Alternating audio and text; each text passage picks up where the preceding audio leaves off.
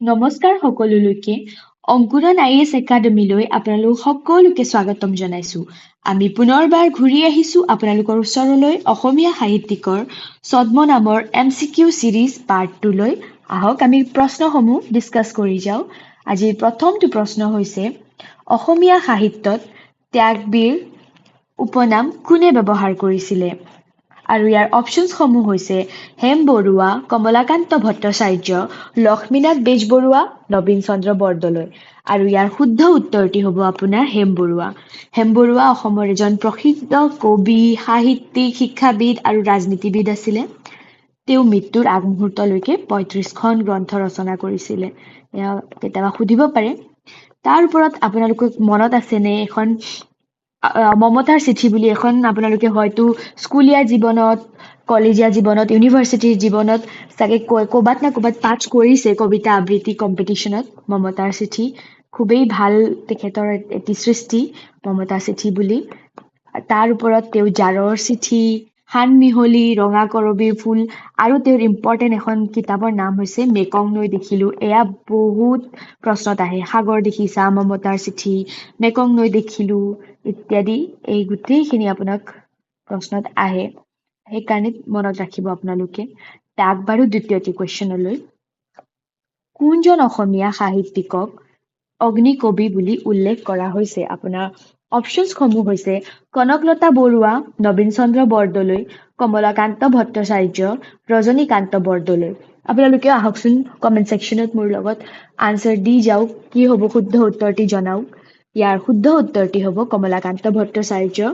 তেওঁ অসমীয়া সাহিত্যৰ অৰুণোদয় যুগৰ অন্যতম এগৰাকী কবি আৰু লগতে প্ৰবন্ধকাৰো আছিলে। আৰু কেতিয়াবা আপোনাক প্ৰশ্নত দেখা যায় সাহিত্য সভাৰ বিষয়ে বহুত প্ৰশ্নত আহে। কোনটো সাহিত্য সভাত সভাপতি আছিলে, সম্পাদক আছিলে, এইবিলাক কুৱেশ্যনছ বহুত আহে। তো আপুনি মনত ৰাখিব 1929 চনৰ অসমীয়া সাহিত্য সভাত তেওঁ সাধাৰণ সম্পাদক হিচাপে নিৰ্বাচিত হৈছিলে। তাৰোপৰি আপোনালোকে তেখেতৰ আৰু বুকৰ নাম, ৰচনাৰ নাম ক'লে ক'ব চিন্তানল বুলি আছে এখন, কোনে লিখিছে বুলি আহিব পাৰে, চিন্তাৰংগ। তাৰোপৰি অসমৰ উন্নতি আৰু তেওঁৰ এখন জীৱনী আছে অষ্টবক্ৰৰ আত্মজীৱনী। তেওঁ একচুৱেলি আপোনালোকে এইটো মনত ৰাখিব, অগ্নিকবিৰ উপৰিও কেতিয়াবা অষ্টবক্ৰকাৰ ছদ্মনাম বুলিও আহিব পাৰে। তেতিয়া আপোনালোকে ক'ব যে তেখেত কমলাকান্ত ভট্টাচাৰ্যদেৱ, অষ্টবক্ৰ। এয়া আপোনালোকে মনত ৰাখিব। এটা আহো তৃতীয়টি প্ৰশ্নলৈ। অসমীয়া সাহিত্যত বাগ্মীবৰ উপনামেৰে কাক জনা যায়? ইয়াৰ অপশ্যনসমূহ হৈছে কমলাকান্ত ভট্টাচাৰ্য, নীলমণি ফুকন চিনিয়ৰ, ৰজনীকান্ত বৰদলৈ, ৰঘুনাথ চৌধুৰী। আপোনাৰ শুদ্ধ উত্তৰটি হ'ব নীলমণি ফুকন চিনিয়ৰ দেৱ। তেওঁ হৈছে সাহিত্যত আৰু এটা নাম আছে, আপোনালোকে জানেনে তেওঁৰ আৰু এটা কি নাম আছে? তেওঁক অসমীয়া সাহিত্যত ককা বুলিও জনা যায়। কেতিয়াবা আহে অসমীয়া সাহিত্যত ককা উপনামেৰে কাক জনা যায় বুলি ক'লে আপোনালোকে লিখিব নীলমণি ফুকন চিনিয়ৰ। তেওঁৰ ভাষাৰ ওজস্বিতা আৰু বাগ্মিতাৰ বাবে তেওঁক বাগ্মীবৰ টাইটেলটি বা উপনাম ছদ্মনাম দিয়া গৈছিলে। তেওঁৰ ইম্পৰ্টেণ্ট ৰচনাসমূহ হৈছে জ্যোতিকণা, সাহিত্য কলা, সন্ধানী বিষয়ে প্ৰশ্নত আহে কোনে লিখিছিল বুলি। জ্যোতিকলা, সন্ধানী গোটেইখিনি। তেওঁ অসম সাহিত্য সভাৰ 1944 চনৰ সভাপতি, তাৰ ওপৰতে ডিব্ৰুগড়ৰ 1947 চনৰ অধিৱেশনৰ সভাপতি আছিলে। আৰু এটা প্ৰশ্ন তেওঁৰ বিষয়ে আহিব পাৰে, তেওঁ দৈনিক বাতৰি কাকতৰ প্ৰথম সম্পাদক আছিলে। কেতিয়াবা আহিব আপোনাক এনেকে প্ৰশ্ন আহিব পাৰে, দৈনিক বাতৰি কাকতৰ প্ৰথম সম্পাদক কোন আছিলে বুলি ক'লে আমাৰ নীলমণি ফুকন চিনিয়ৰ। আৰু দৈনিক বাতৰি আপোনালোকে এইবিলাক নোট ডাউন কৰি যাব, মই যিবিলাক কৈ যাওঁ ন আপোনালোকে নোট ডাউন কৰি যাব।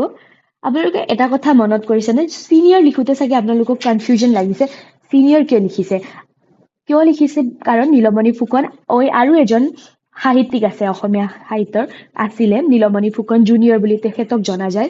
তেওঁ 56তম জ্ঞানপীঠ বঁটা বিজয়ী হয়, 2020 চনৰ জ্ঞানপীঠ বঁটা বিজয়ী হয়। জুনিয়ৰ দেই, চিনিয়ৰ নহয়, কনফিউজ নহ'ব। তেওঁ 1981 চনত সাহিত্য একাডেমী বঁটাও পাইছিলে। মই এতিয়া জুনিয়ৰৰ কথা কৈ আছো, আপোনালোকে চিনিয়ৰৰ লগত মিক্স আপ নহ'ব।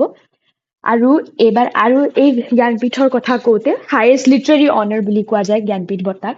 আপোনালোকে এটা বস্তু মনত ৰাখিব, এবাৰ প্ৰশ্নত আহিব পাৰে কাৰেণ্ট এফেয়াৰ্ছ ঊনসত্তৰ নহয়, ক্ষমা কৰিব, 59তম জ্ঞানপীঠ বঁটা বিজয়ী বিনোদ কুমাৰ শুক্লাই এটা মৃত্যু হৈছে। তো আপোনালোকক সেইটো বস্তু আহিব পাৰে, এয়া মনত ৰাখিব। বিনোদ কুমাৰ শুক্লা, এইটো কাৰেণ্ট এফেয়াৰ্ছত আহি যাব পাৰে আপোনালোকক প্ৰশ্নত। বিনোদ 69তম, আকৌ 69তম, মই বাৰ কনফিউজ হৈ থাকো। 59তম জ্ঞানপীঠ বঁটা বিজয়ী বিনোদ কুমাৰ শুক্লা, সেয়া মনত ৰাখিব। এতিয়া আগবাঢ়ো চতুৰ্থটি কুৱেশ্যনলৈ। অসমীয়া সাহিত্যত উপন্যাস সম্ৰাট কলমৰ নাম কোনে ব্যৱহাৰ কৰিছিলে? কলমৰ নাম দেখিলেই কনফিউজ নহ'ব, সেই ছদ্মনামকে কোৱা গৈছে। তো উপন্যাস সম্ৰাট কোন আছিলে? অপশ্যনসমূহ চাওক।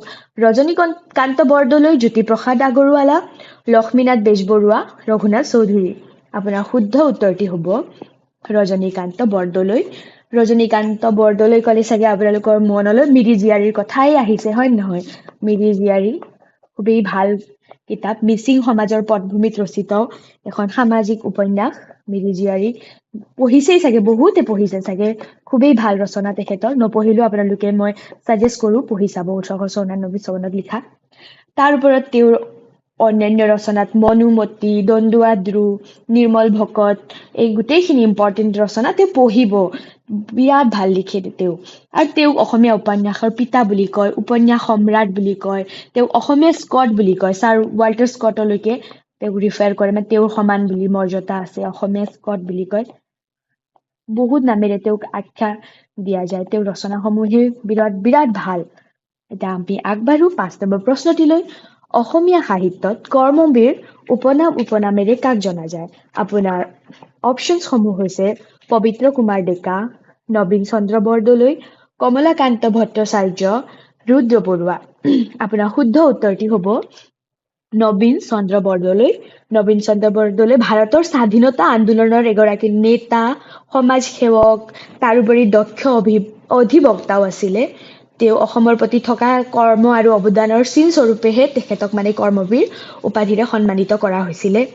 তেওঁ 1917 চনৰ আছাম এছ'চিয়েশ্যনৰ অধিৱেশনৰ সভাপতি নহয়, ক্ষমা কৰিব, সম্পাদক আছিলে।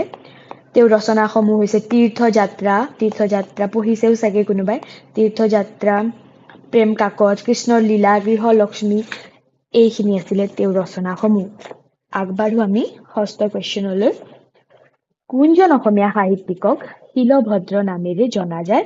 আপোনাৰ অপশ্যনসমূহ হৈছে পাৰ্বতী প্ৰসাদ বৰুৱা, নবীন চন্দ্ৰ বৰদলৈ, ৰেৱতী মোহন দত্ত চৌধুৰী, মহিম বৰা। আৰু আপোনাৰ শুদ্ধ উত্তৰটি হ'ব ৰেৱতী মোহন দত্ত চৌধুৰী। দত্ত চৌধুৰী দেৱ অসমৰ এগৰাকী গল্পকাৰ, ঔপন্যাসিক, শিক্ষাবিদ আছিলে। আৰু তেওঁৰ ইম্পৰ্টেণ্ট জীৱনৰ ৰং চাগে বহুতে পঢ়িছে, জীৱনৰ ৰং, তেওঁৰ ৰচনা, আহতগুৰি, প্ৰাচীৰ, এইসমূহ তেখেতৰ উল্লেখনীয় ৰচনা হয়। আৰু এতিয়া আমি আগবাঢ়ো 7 নম্বৰ প্ৰশ্নটিলৈ। কোনজন অসমীয়া সাহিত্যিকক লুইত কোঁৱৰ বুলি উল্লেখ কৰা হৈছে? আপোনাৰ অপশ্যনসমূহ হৈছে ৰুদ্ৰ বৰুৱা, নবীন চন্দ্ৰ বৰদলৈ, নীলমণি ফুকন ছিনিয়ৰ, ক্ষমা কৰিব এইটো ভুকন হৈ আছে, এইটো ফুকন হয়, ফুকন ছিনিয়ৰ, আৰু গুণাভিৰাম বৰুৱা। আপোনাৰ শুদ্ধ উত্তৰটি হ'ব ৰুদ্ৰ বৰুৱা। আৰু আপোনালোকে এইটো প্ৰশ্নটো মই জানি বুজিয়ে ৰাখিছোঁ, আপোনালোকে ফাৰ্ষ্ট চিৰিজ চাইছেনে নাই, তাত আমি ৰুদ্ৰ বৰুৱাৰ বিষয়ে আলোচনা কৰিছোঁ। গৈ পেলাই এইটো যদি চোৱা নাই আপোনালোকে অনতি পলমে গৈ ফাৰ্ষ্ট MCQ ছদ্মনামৰ প্ৰথমটি চিৰিজ চাওক আৰু আহি মোক কমেণ্ট ছেকশ্যনত জনাব তেখেতৰ বিষয়ে দেই। এতিয়া আমি আগবাঢ়ো 8 নম্বৰ প্ৰশ্নটিলৈ। তো অসমীয়া সাহিত্যত কাক লোকনায়ক বুলি জনা যায়? Option A Amiya Kumar Das, option B Kumud Chandra Hazarika, option C Tarunram Phukan, option D Hem Barua. আৰু ইয়াৰ আপোনাৰ শুদ্ধ উত্তৰটি হৈছে অমিয় কুমাৰ দাস। তেওঁৰ আগতে লাগি যায় ন লোকনায়ক অমিয় কুমাৰ দাস বুলি কৈ, ভাল লাগে। তেওঁ ভাৰতৰ সমাজ সংস্কাৰক, গান্ধীবাদী নেতা, শিক্ষাবিদ, লেখক আৰু অসম চৰকাৰৰ প্ৰাক্তন মন্ত্ৰীও আছিলে। আৰু তেওঁ আপোনালোকে পঢ়িছে চাগে এখন মোৰ সত্য অন্বেষণৰ কাহিনী, যি মহাত্মা গান্ধীৰ আত্মজীৱনী আছিলে, the story of my experiments with truth.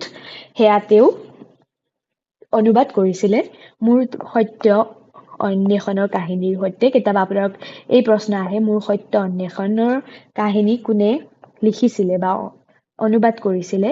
অন্বেষণৰ কাহিনী, তেতিয়াহ'লে আপোনালোকে লিখিব লোকনায়ক অমিয় কুমাৰ দাস। তেওঁ আৰু এটা ইম্পৰ্টেণ্ট তেওঁৰ এটা বস্তু মনত ৰাখিব, 1998 চনত 1998 চনত তেওঁ ভাৰতৰ ডাক বিভাগে তেওঁৰ সন্মানাৰ্থে মানে ডাক টিকট প্ৰৱৰ্তন কৰিছিলে। এই প্ৰশ্ন কেতিয়াবা আহিব পাৰে, এয়া মনত ৰাখিব আপোনালোকে। 1998 চনত ডাক টিকট প্ৰৱৰ্তন কৰিছিলে। এতিয়া আগবাঢ়ো 9 নম্বৰ কুৱেশ্যনটিলৈ। অসমীয়া সাহিত্যত কাক জ্ঞান মালিনীৰ কবি বুলি জনা যায়? ৰঘুনাথ চৌধুৰী, মফিজুদ্দিন আহমদ হাজৰিকা, চন্দ্ৰকুমাৰ আগৰৱালা, নীলমণি ফুকন। আপোনাৰ শুদ্ধ উত্তৰটি হৈছে মফিজুদ্দিন আহমদ হাজৰিকা, আৰু তেওঁৰ উল্লেখনীয় ৰচনাৰ ভিতৰত হৈছে তত্ত্ব পাৰিজাত। আহি যাব পাৰে তত্ত্ব পাৰিজাতৰ লেখক কোন? মফিজুদ্দিন আহমেদ হাজৰিকা। এতিয়া আগবাঢ়ো অন্তিমটি প্ৰশ্নলৈ। নম্বৰ 10, অসমীয়া সাহিত্যত কাক পাপৰিৰ কবি বুলি জনা যায়? আপোনাৰ option A Anand Chandra Agarwala, option B Raghunath Choudhury, option C Ganesh Chandra Gogoi, option D Lakshminath Bezbaroa. আৰু আপোনাৰ শুদ্ধ উত্তৰটি হ'ব অপশ্যন চি গণেশ চন্দ্ৰ গগৈ। তেওঁ সাহিত্যিক হোৱাৰ লগে লগে এজন ফুটবল খেলুৱৈও আছিলে, আৰু তেওঁ 1934 চনত পাপৰি নামৰ কবিতা লিখিছিলে। মানে যোনটো কবিতা ৰোমান্টিক কবিতাৰ ধাৰা আৰম্ভ কৰিছিলে, সেই পাপৰি 1934 চনত লিখিছিলে, সেইকাৰণে তেওঁক পাপৰিৰ কবি বুলিও জনা যায়। আৰু তেওঁৰ বিষয়ে আমি এটা বস্তু মনত ৰাখিব, তেওঁ শকুনিৰ প্ৰতিশোধ, দক্ষ যজ্ঞ, জেৰেঙাৰ সতী এইসমূহ ৰচনা কৰিছিলে। আৰু কবিতাত এটা আছে স্বপ্নভংগ, স্বপ্নভংগ বুলি লিখিছিলে। নটো কেনেকুৱা লিখিছো মই, স্বপ্নভংগ। আৰু এটা বস্তু মনত ৰাখিব, এইবিলাক কুৱেশ্যনছত বহুত আহে। অসম চৰকাৰে মানে 2009 চনৰ পৰা কবিজনৰ সন্মানাৰ্থে গণেশ চন্দ্ৰ গগৈ বঁটা প্ৰদান কৰি আহিছে, গণেশ চন্দ্ৰ গগৈ বঁটা। ত' এতিয়া 2025ত মানে একো বঁটা কাৰোকে দিয়া নাই গণেশ চন্দ্ৰ বঁটা, কিন্তু 2024ৰ গণেশ চন্দ্ৰ বঁটা পাইছিলে অনিছ উজ্জামান বুলিয়ে পাইছিলে। অনিছ উজ্জামান বুলি ব্যক্তিগৰাকীয়ে পাইছিলে। এয়া মনত ৰাখিব। কুৱেশ্যন আপোনাক ঘূৰাই কেনেকে আহে মানে ঠিক নাই, ক'ৰ পৰা কি কুৱেশ্যনছ আহে এয়া আপুনি জানি গ'লে। অনিছ উজ্জামান এতিয়া 25 বৰ্ষৰ হ'লে আমি জনাম আপোনালোকক নিশ্চয়। আৰু ভিডিঅ'টি এতিয়া সামৰো। আৰু যদি আপোনালোকে ভিডিঅ'টি ভাল পাইছে, লাইক, শ্বেয়াৰ, ছাবস্ক্ৰাইব কৰিব নাপাহৰিব। আৰু এয়া লাষ্ট ৰিভিজনৰ কাৰণে আমাৰ ভিডিঅ'ছখিনি চাই থাকিব, মানে ভালকে ৰিকল কৰিবৰ কাৰণে আপোনালোকৰ সহজ হ'ব ভিডিঅ'। আৰু কেনেকুৱা লাগিছে কমেণ্ট ছেকশ্যনত জনাব। আজিলৈ ইমানতে সামৰিলোঁ, ধন্যবাদ।